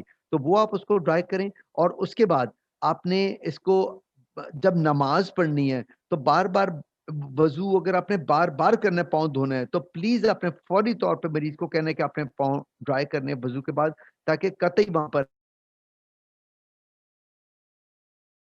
फंगस आ गई तो fungus will go a very long way. ये वो टीना नेल का था, वो जो मैं पहले आपको बात कर रहा था कि जिसके thicken plate, this is the typical type of A fungus. और कभी कभार 3 महीने में नहीं जाता, याद रखे 6-6 महीने लग जाते हैं एंटी। सबसे difficult treatment for the for fungal infection वो है ओनिकोमैकोसिस टीनिया अंगवम। सबसे डिफिकल्ट 6-6 महीने, साल भी कभी कभी लग जाता है इसको ट्रीट होने के लिए। कभी कभी मिक्स्ड इन्फेक्शन आ जाती हैं, उसमें डर्मेटोफिटिक भी और कैंडिडल इन्फेक्शन दोनों आ सकती हैं। अगेन टीनिया पेडिस, पाँव की उंगलियों के दरमियान अगर आप देखें, वही वाला जो अभी हम डिस्कस कर रहे थे। अच्छा, ये इंटरट्राइगो, इंटरट्राइगो किसको कहते हैं, जो गर्मी में, हबस में ज्यादातर फ्लैबी बॉडी के पार्ट, ब्रेस्ट के एरियाज में है, ग्रॉइंस के एरियाज में है, भारी लोग जो होते हैं उनके पेट के 2 फोल्ड बने होते हैं, वहां पर ये कैंडिडल और मुनीलियल इन्फेक्शन होती है, जो इसमें टिपिकल ये वाली बनती है। ये देखें ना, टिपिकल, ये इसको कहते हैं इंटरट्राइगो। ये कैंडिडा कैंडिडा की वजह से होती है। Again it is a fungal infection, जिसके लिए हमें फ्लूकोनोजोल या और डिफरेंट किस्म की ट्रीटमेंट देनी पड़ती है। आर्म पिट्स में आ जाएगा, या जहां जहां फ्लेबी पॉइंट्स है वहां पर आ जाएगा। सो दिस वाज, अगर इसको करें, दिस वाज, अच्छा, फंगस का मैं आपको बताना चाहूंगा ट्रीटमेंट में 3-4 चीजें हैं। एक है टर्बिनोफिन। आप टू अब मैं रूल ऑफ थंब बताने लगा हूं। अगर टीनोकॉर्पोरेस है, फेशियाई है, टीनोक्रूरिस है या आम जनरल एक्जिमा है, फंगस है, तो उसमें आपने 250 मिलीग्राम एनी टर्बिनोफिन, एक तो टर्बिनोफिन होती है उसके अंदर, सेकंड इज इट्रोकोनोजोल। या तो टर्बिनोफिन दे या इट्रोकोनोजोल होती है 100 मिलीग्राम का कैप्सूल, वो एक सुबह एक शाम 2 वीक्स देना पड़ता है। टर्बिनोफिन 3 वीक्स देनी पड़ती है। और अगर वो भी नहीं है तो फ्लूकोनोजोल साथ में ऐड करना पड़ता है अगर मिक्स किस्म की इन्फेक्शन हो। अगर तो क्यों अगर न्यूमोकोसिस है तो देन टर्बिनोफिन आपको 250 मिलीग्राम 3 मंथ्स के लिए स्ट्रेट देनी है कम से कम। इट्रोकोनोजोल है तो पल्स थेरेपी है या 1 मॉर्निंग 1 इवनिंग फॉर 3 मंथ्स वो देना है। और अगर फ्लूकोनोजोल ऐड करना है वो वंस वीकली होता है फ्लूकोनोजोल, और प्लस लोकल एप्लीकेशंस आपको देनी पड़ती हैं। सो ये तो उनके ट्रीटमेंट्स हो गए। अब हम आते हैं quickly on to impetigo. What is impetigo? Impetigo ये है, it's a bacterial infection, usually a streptococcal infection, but could be streptococcus can also invade it, but usually it is streptococcal infection। बच्चों में बहुत कॉमन होता है, oral areas के oral होता है, उसके अराउंड बना होता है, हनी कलर्ड येलो कलर्ड इसके क्रस्ट बनते हैं, छोटे छोटे क्रस्टिंग बनी होती है और ये आहिस्ता आहिस्ता फैलता है। जहां पर से इस क्रस्ट के अंदर से इसका ऊजिंग होती है, जहां ऊज जाएगा वहां पर अगला क्रस्ट बन जाएगा इसके अंदर। सो बैक्टीरियल इन्फेक्शन है, आपको एंटीबायोटिक देनी पड़ती है। स्टेफ्लोकोकल इन्फेक्शन होती है, बच्चों में बहुत कॉमन है। इसके अंदर वैरायटीज भी हैं इसकी। अगर आप देखें तो ये नोज पे, फेस पे आपको स्टेफ्लोकोकल इन्फेक्शन है, बेस्ट है इसके अंदर बैक्टोबैन लगाई जाए, वो बल्कि ओरल भी नहीं देना पड़ता बच्चों के अंदर। तो आप बैक्टोबैन ऑइंटमेंट लगाएं, उसी के साथ ये ओरल के बगैर ये ठीक हो जाता है। मगर अदरवाइज अगर ट्रीट नहीं करेंगे तो बढ़ता जाएगा फेस पे, जहां जहां इसका पानी लगेगा वहां पर चलता जाएगा। स्टेफ और स्ट्रेप की इन्फेक्शन है जिसमें बुल्लस है। सेकंड डिजीज, सेकंड इसकी वैरायटी क्या है? एम्पटाइगो कंटेजियोसा बुल्लोसा। बुल्लस लीजन्स बनते हैं, ये बड़े सॉफ्ट लीजन्स होते हैं, खुद ही फट जाते हैं बुल्लस लीजन। इसमें स्टेफ्लोकोकल, मेनली ये स्टेफ्लोकोकल होते हैं, बट कुड बी स्टेप भी इसके अंदर इन्वॉल्व कर सकता है। इसमें एंटीबायोटिक दी जाती है, ओरल भी and local antibiotic. Lichen planus, again a disease, अब ये हमारी second last time probably I think. इसके अंदर लाइकन प्लानस क्या चीज होती है? Aetiology is not known, cause is not known. इसमें यूजुअली ऑटोम्यून कहा जाता है कि बॉडी के अंदर से खुद ही हमारी जो ऑटोम्यून कहते हैं कि वो चीज जो हमारी इम्यूनिटी हमारी बॉडी के अगेंस्ट जाके वर्क करती है और वहां पर एलर्जिक फिनोमेना कॉज कर देती है। टी सेल्स की वजह से यूजुअली ये वाली इस तरह का प्रॉब्लम आता है। अब ये typical picture of lichen planet, जब आपका मरीज आएगा तो इस तरह की पिक्चर किसी और में नहीं होगी जो लाइकन प्लैनेट्स में होगा। बॉडी के किसी पार्ट पे, एनीवेयर, हेड टू टो, एक एक part of the body can be involve by lichen planets, या कुछ सर्टेन एरिया के भी हो सकता है। अब इसकी आपको डायग्नोज कैसे करना है? इसकी टिपिकल पिक्चर है, इसमें एक्जिमा नहीं होता। ये जैसे आप वॉलिशियस लुक देख रहे हैं, इसकी पर्पलिश है, पॉलीगोनल, डिफरेंट इसके एक लियंस जो हैं वो डिफरेंट शेप्स के होते हैं। पर्पल कलर के लियंस होते हैं, प्रूरिटिक होते हैं, खारिश होती है, आप इसको नोचते हैं, पैप्यूल्स हैं, प्लाक्स बन जाते हैं बड़े बड़े इसके अंदर। सो ये 5 पीस के साथ जिस तरह अभी हम बता रहे थे, ये सारे इसके साथ आएंगे। पर्पल होगा, कलर्स का पर्पलिश होगा, पॉलिशियस लुक होगी, उसके साथ इसका इरिटेशन होगी, प्रूरिटिक होगा और पॉलीगोनल होगा, और पैप्यूल्स भी हैं और प्लाक्स भी बनते हैं इसके अंदर, टिपिकल। अब आप ये पिक्चर देखें इसके अंदर, अब ये पाँव के ऊपर, वो हाथ पे था, ये पाँव के ऊपर है। एंड आप देखें हाइपरट्रोफिड भी आपके थिकन होने शुरू हो रहे हैं वहां पर, खाली प्लाक्स नहीं है, बाकी हाइपरट्रोफी स्टार्ट हो रही है यहाँ पर। Anywhere on the body, legs पे, आर्म्स पे, बैक ऑफ द ट्रंक पे। अब इसमें 2 लीजन्स आपको नजर आ रहे हैं आर्म के ऊपर, जिसको हम कॉग्नाइजेशन कहते हैं। सोराइसिस में और इसमें दोनों में कॉग्नाइजेशन। कॉग्नाइजेशन किसको कहते हैं? अब जहां इंसान ने नोच लिया तो वहां पर उस नोचने के बाद नाखून लगा तो वहां पर लाइकन प्लैनेट्स बन जाएगी, याद रखें। और वही बलिशियस लोग, खारिश बहुत होती है इसके अंदर। और जब ये लाइकन प्लैनेट, ये हाइपरट्रोफिड था, थिक, बड़े बड़े हाइपरट्रोफिक थे, उसके अंदर इंट्रालीजनल लगाया, लाइकन प्लैनेट चला गया, अपने मार्क्स छोड़ गया। Post LP melanosis, post LP scarring, जब स्कार बन जाता है इट नेवर गोज अवे। इसकी एक वैरायटी होती है, बहुत कम होती है एलपी, बुल्लस एलपी बहुत कम देखने में आती है। लिप पे एलपी आता है, और लिप के बाद, क्योंकि मैंने बोला head to toe, anywhere on the body. Tongue पे, मुंह के अंदर जाएगा, लेसी पैटर्न बनेगा, वो आप देखें टंग पे और मुंह के अंदर, mucous membrane, typical lacy pattern आपके मुंह के अंदर। जो लेसी पैटर्न है इट इज ऑफ द अपना लाइकन प्लानस। फिर अगर सर में आएगा तो सर में बाल खा जाता है ये, इट इज ए पेरीफॉलिकुलर चला जाता है, लाइकन लाइकन प्लानस फॉलिकुलरिस इसको कहते हैं। सर में सूडोप्लीट बना देता है, स्कारिंग एलोपेशिया, बालों को खा जाता है, जड़ें खा जाता है, बालों के अंदर आएगा, बस स्कार बन जाएगा, वहां कभी भी बाल दोबारा नहीं आएंगे। नाखून में चला जाता है, नाखूनों के अंदर हेड टू टो का हर जगह पे नाखून में आकर नाखून को डिस्टॉर्ट कर देगा, ट्रिजियम बना देगा। ट्रिजियम का मतलब कि फाड़ देगा नाखून को, एक नुकीली तरह की उसके अंदर से उसकी रिजिस बना देगा नाखून के अंदर से। सो अब ट्रीटमेंट क्या है? अब होता किस वजह से है? होता मैंने बताया ऑटोइम्यून है, इसकी रीजन कोई नहीं होती है, यूजुअली ड्रग्स के साथ भी आ जाता है। जब ये किसी अगर एक्यूट फेज में आए तो कोई एंटी मलेरियल्स हैं उनसे आ जाती है, उनसे हो जाता है, एंटी हाइपरटेंसिव्स के साथ आ जाता है, एंटी डायबिटिक ड्रग्स उनसे आ जाता होता है, बहुत ऐसी डिफरेंट डिजीजेज हैं, ड्रग्स हैं जिनसे आता है। बाकी ऑटोइम्यून डिजीज है, टी सेल इम्यूनिटी होती है जिसकी वजह से आप इसमें इन्फ्लेमेशन स्टार्ट हो जाती है और ये स्टार्ट हो जाता है। अब इसकी ट्रीटमेंट क्या है? इसमें दिए जाते हैं steroid, first of all local steroid and steroids according usually with salicylic acid. Salicylic acid क्या करेगा? जो कि उसकी पिगमेंटेशन ऊपर आ रही है उसके ऊपर रंदा फेरेगा सैलिसिलिक एसिड, क्योंकि इसके बाद इसकी पिगमेंटेशन रहती है, उसको कहते हैं post LP melanosis. Lichen planus चला जाता है, अपना पिगमेंट छोड़ जाता है, तो बेटर है आप steroid with some salicylic acid addition into that, betamethasone के साथ साथ एडिशन करें सैलिसिलिक एसिड की। जब दोनों की एडिशन होती है तो एक रंदा फेरेगा और एक एंटी इंफ्लेमेटरी प्रोसेस को और जो पिगमेंटेशन है उसको कम करेगा। तो ये तो हो गया लोकल एप्लीकेशन। अगर एक्यूट फेज है, बहुत ज्यादा बड़ा हुआ है, पूरी बॉडी के ऊपर है, देन आपको ओरल स्टीरॉइड देने पड़ते हैं for few time. Anti histamine anti allergies must देनी, क्योंकि इट इज वेरी इची कंडीशन। अब हम आते हैं, प्रोबेबली हमारी लास्ट कंडीशन है जिसके अंदर हमारे सोराइसिस के ऊपर, वेरी कॉमन, बहुत कॉमन हमारे मुल्क में, शायद बाहर बहुत कॉमन है, ये वेस्ट में बहुत कॉमन है। Psoriasis again it is N autoimmune disease है, बॉडी के अंदर से डेवलप होती है, रीजन इसका नहीं पता। अब वैसे जो इसका एक कहते हैं ना, हमें मिल गया है, अगर हम इसको जाके करें तो इंटरलूकिन 17 वो इसका एक पॉइंट मिला है, मगर वो भी 100% अभी नहीं है, आगे जाके मैं डिस्कस करूंगा उसको। सोराइसिस क्या है? It is an inflammatory condition जिसमें inflammation is over there. Inflammation का क्या मतलब है? कि जहां पर आपकी बॉडी के जो सेल्स हैं, नॉर्मल हमारी बॉडी के सेल्स जो हैं 28 डेज में, अब आप ये जो एपिडर्मिस देख रहे हैं ऊपर वाला, नीचे डर्मिस है, ऊपर एपिडर्मिस है, ठीक है, ये रेडी रिजेस हैं। अब क्या हो रहा है कि हमारा नॉर्मली जो हमारे सेल्स हैं 28 डेज में आहिस्ता आहिस्ता शफल करके ऊपर से शट ऑफ होते हैं। सोराइसिस में 10 से 12 10 टू 12 टाइम्स इंक्रीज हो जाता है ये multiplication rate of the cells.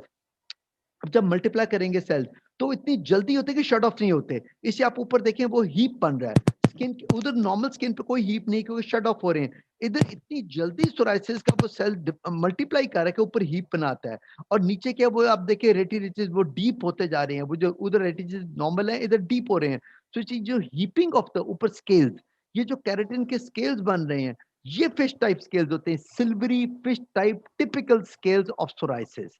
अब सोराइसिस की अभी हम डिटेल करते हैं, सोराइसिस की कितनी वैरायटीज होती हैं। सोराइसिस वल्गैरिस भी है, अगर बढ़ जाए जैसे हमने बोला था कि एक्जिमा के अंदर आप एर्थ्रोडर्मा हो जाता है, सोराइसिस में भी एर्थ्रोडर्मा बन सकता है। गटेड सोराइसिस होती है, small rain drop type of lesions बनते हैं सोराइसिस के। अगर इन्वर्स सोराइसिस होती है, अगर आपके फ्लेक्चर्स के अंदर आ जाए, यूजुअली एक्सटेंसर्स पे सोराइसिस होती है, फ्लेक्चर्स पे आ जाए तो गटेट होती है, और पस्चुलर सोराइसिस पाम्स और सोल्स पे, मगर ये स्टेराइल पस होते हैं। अब हम अब अगेन वही चीजें मैं आपको बता रहा हूँ। पहला पिक्चर आप देखिए, plaque psoriasis typical, plaque psoriasis full body पे हेड टू टो कहीं पर भी आ सकती है। जिस तरह लाइकन प्लानस थी, सोराइसिस भी सर से पांव तक, सवाई मुंह के अंदर नहीं जाती, सर से पांव तक एक एक part of the body involve कर सकती है। देन गटेड सोराइसिस जो बता रहा था कि एक रेन ड्रॉप की तरह के छोटे छोटे होते हैं लिगेंस, वो बनते हैं। पस्चुलर सोराइसिस पाम्स और सोल पे। गटेड जो आएगी ये ज्यादातर स्ट्रेप्टोकोकल इन्फेक्शंस के बाद एकदम एक्यूट फेज ऑफ सोराइसिस आती है इसमें। देन इन्वर्स सोराइसिस बगलों वगैरह में, नेल सोराइसिस नाखूनों के अंदर आती है, वो भी अब आगे हम डिस्कस करते हैं। This is typical type of psoriasis, psoriasis vulgaris. अब इसमें आपको क्या नजर आ रहा है? Very common very typical pictures, extensors, body की एक्सटेंसर सर्फेसिस के ऊपर ज्यादा, फ्लेक्सर्स पे बहुत कम होती है, एक्सटेंसर्स पे ज्यादा। स्केली, आपको फिश टाइप स्केल्स, मछली के चानों की तरह के स्केल्स होंगे जो कि गिरते रहते हैं, उतरते रहते हैं बॉडी के ऊपर से। उसके नीचे इन सिल्वरी फिश टाइप स्केल्स के नीचे आपको क्या नजर आ रहा है? नीचे आपको नजर आ रहा है रेडनेस, एरिथीमा नजर आ रहा है। अगर आप स्केल को ऊपर से उखेड़ेंगे तो ऑस्पेट साइन, वो क्या चीज होती है? नीचे से ना एक ब्लीडिंग पॉइंट्स आपको मिलेंगे वहां पर। इतना आप ये ऊपर वो इतना डायलेटेड ब्लड वेसल्स इतनी होती हैं।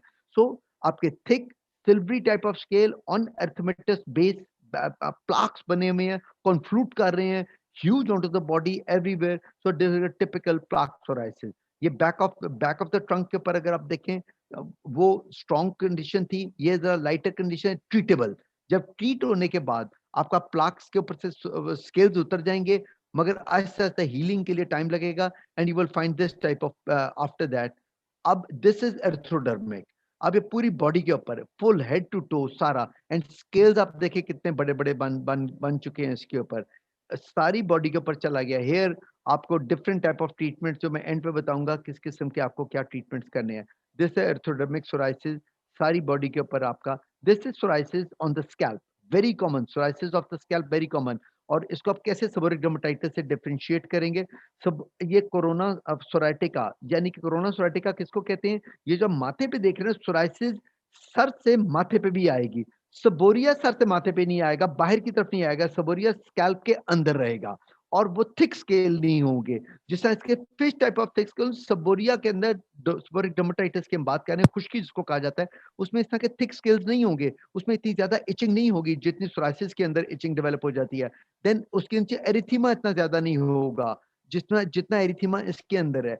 So these are the few features जो कि आप, और वो कानों के पीछे आपकी back of the nape of the neck पे सोराइसिस बाहर आई होगी, तो इसे सबोरिया के अंदर टाइनी स्केल्स होंगे और इनहेरिट हिस्ट्री आपकी और किस्म की हिस्ट्री होगी।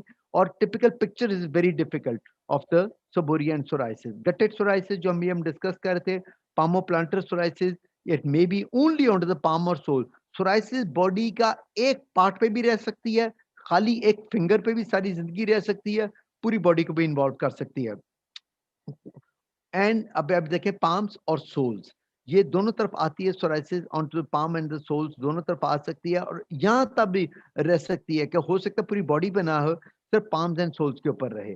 नेल्स के अंदर सोराइसिस जा सकती है, नेल डिस्टॉर्ट हो जाते हैं। अगर आप सोराइसिस के अंदर नेल देखें उनके डिस्टॉर्टेड, ये नेप ऑफ द नेक पे जो मैं पीछे आपको बता रहा था कि बैक ऑफ द नेक पे नीचे हेयरलाइन के नीचे सोराइसिस आएगी, सबोरिया कभी नीचे नहीं आएगा। इसके अगर आप सोराइसिस देखें तो डिस्टॉर्टेड नेल होंगे, इनके नीचे जिस तरह फंगस में कैराटिन, वो आपके सम अंगुल हाइपरकेराटोसिस होती है, वो चीज नहीं होगी टिपिकल ऑफ इट। अब इसमें डिफरेंट पिक्चर्स हैं जिसके अंदर सोराइसिस की अभी जो हम सारी डिस्कस कर रहे थे वो वाली पिक्चर्स हैं इसके अंदर सोराइसिस में। इसमें भी अगर आप देखें फ्रंट पे बैक पे ट्रीटमेंट जब हो जाता है तो अपने मार्क्स छोड़ जाती है सोराइसिस। अपना वहां पर फिर उसके लिए आपको मार्क्स के लिए फर्दर आपको ट्रीटमेंट करना पड़ता है, देना पड़ता है। But once you have first you have to treat the disease, then you have to go for certain marks. अब इसके अंदर अगर आप देखें तो सोराइसिस में आपके बैक ऑफ द हैंड्स पे, हाथों पे है, नीज पे है, नेल्स के अंदर अगर आपको टिपिकल सोराइसिस आपको नजर आ रही है। और सोराइसिस में अब आ जाते हैं इसके ट्रीटमेंट के ऊपर।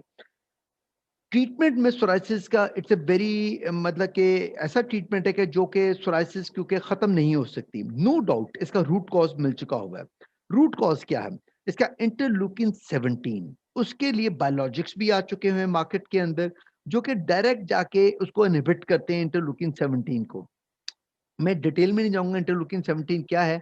टी सेल्स की आप कह दें कि ये इम्यूनोमोडुलेटर है कि जो यहाँ पर इम्यूनिटी हमारी बन जाती है, जिसके बाद टी सेल्स एक्टिव होते हैं, hyperactivity of the T cell जो कि जाके फर्दर हमारा इंटरलूकिन 17 को एक्टिव करते हैं और वहां पर से डिजीज स्टार्ट होती है।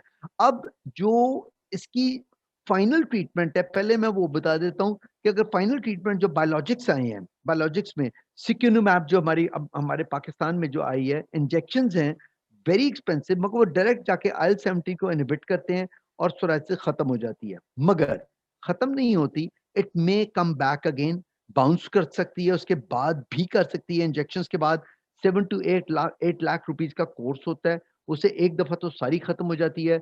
उसके बाद है कि कम होती है बॉडी में, फिर उस उतनी ज्यादा सोराइसिस नहीं आती है।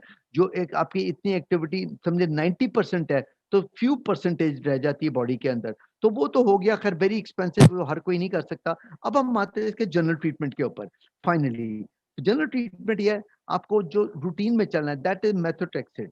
मेथोट्रेक्सिड ये है, दीज आर द, ये है कि जो आपने देनी है, जिसने जाके सोराइसिस की, ये जो इम्यूनोमोडुलेटर्स हैं, इन्होंने सोराइसिस की जो आपका सेल डिफरेंशिएशन आ रही है, मल्टीप्लिकेशन, इसको रोकना है और इसको कम करना है। उसके लिए भी बड़ा टिपिकल एक होता है, हाउ टू गिव अपना मेथोट्रेक्सिड किस कंसंट्रेशन में देनी है।